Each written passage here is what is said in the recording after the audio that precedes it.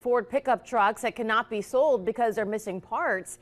And Chris Riva, he was in Sparta to see all the trucks that Ford used to race track for the same reason in 2021, right, Chris? That's correct. And there are more trucks this year compared to the time in 2021. The automaker is using the parking lots on both sides of the racetrack. This is also not the only location Ford is storing trucks near the tri-state.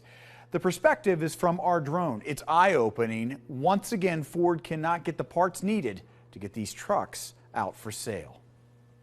Today is a great day for Kentucky. Yesterday, as Ford was unveiling the latest truck in Louisville. Today is Kentucky Day in Kentucky.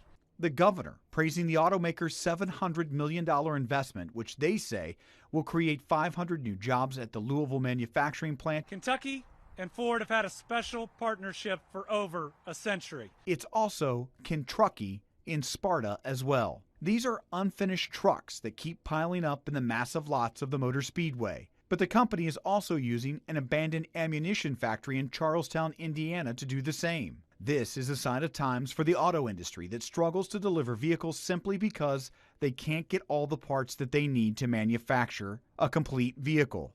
The president of Ford Motor Company adding, it's not just the semiconductor computer chip issue they've had since the start of the pandemic. So we're not going to release anything until it's right. We've had a lot of supply chain problems that are changing from chips. It's now actually other things like badges and emblems, and those are pretty easy to fit.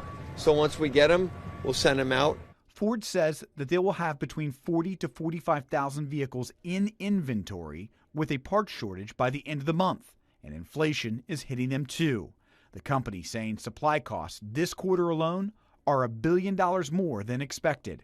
The company is confident that they can sell what is here once they get the parts they need. The supply chain problems are changing now, not just chips. For now, it's not a race in Sparta, but just a place to park until the parts they need come in to sell tens of thousands of trucks. Guys, it's important to note it's not just Ford. Toyota's having problems. Other automakers are having the exact same issue here in the United States.